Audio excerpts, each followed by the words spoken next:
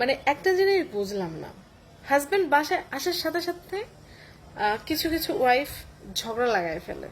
কেন এটা হবে কেন?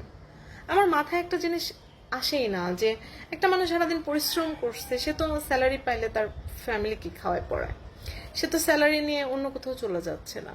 কিন্তু মানে সিম্পল একটা আলু পটল কিনা নিয়েও ঝগড়া শুরু করে দেয়, দেরি করে আসলো কেন সেটা নিয়েও ঝগড়া শুরু করে দেয়, বাচ্চা সারাদিন কে কি করছে সেটা একদম গেট থেকে বলা শুরু করে দেয়। কিছু ওয়াইফ আছে মানে মানে সিচুয়েশন বোঝে না, হাজব্যান্ড বাসায় আসছে, কোথায় তাকে হাসি মুখে মানে রুমে প্রবেশ করার ব্যবস্থা করবে, কোথায় তার জন্য এক গ্লাস পানি নিয়ে আসবে, কোথায় তার কি প্রয়োজন সেটা, তার শরীর ঠিক আছে নাকি খোঁজ খবর নিবে, তার সারাদিন কর্মব্যস্ততা কেমন গেল, বা তাকে ওয়াশরুমে যাওয়ার ব্যবস্থা করে দিবে, তাকে টাওয়া লাগাই দিবে, তাকে এটা করবে ওটা করবে। কত যত্নের একটা জায়গা, কত সম্পর্কটা কত মধুর হতে পারে, কিন্তু না, প্রায় সময় অনেকের মুখেই শুনি। মানে বিষয়টা আমার কাছে খুব অবাক লাগে, খুব মানে এতটা অবাক হয়ে যায় যে একটা মানুষ যেখানে পরিশ্রম করছে তার পরিবারের জন্য, অথচ সে পরিবারে সে ভালো অনুভব করে না। আমি এমন অনেক হাজবেন্ডকে বলতে শুনি যে আমার বাসায় যেতে ভাল লাগে না, আমি যতক্ষণ বাইরে থেকে আমার মনে হয় আমি শান্তিতে আছি। অনেক হাজবেন্ডকে বলতে শুনি ধুর বাসায় কি যাব, বাসায় গেলেই ক্যাটক্যাট ভাল লাগে না। অনেক ওয়াইফ আছে জানেন, সবচেয়ে সংসারের সবচেয়ে খারাপ জিনিস কি জানেন? ওয়াইফের কেটর কেটর, এই জিনিসটা খুব খারাপ।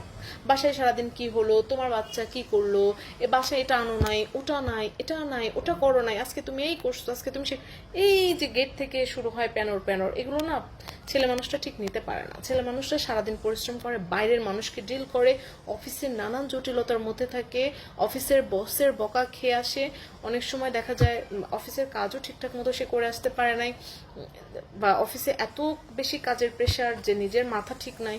সে সময় এসে না পরিবারের কাছ থেকে তারা একটু সাপোর্ট চায়, তারা চায় পরিবার থেকে একটু মানসিক শান্তি নিয়ে রাতে একটু ভালো ঘুমিয়ে সকালবেলা অফিস যেতে।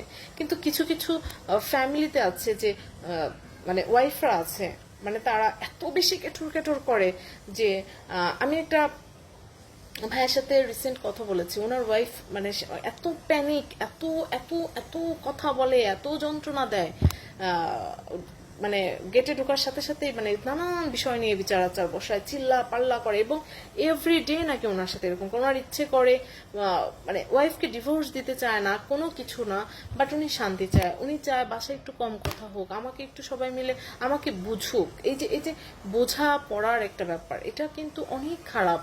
আপনারা কেন বুঝতে চান না?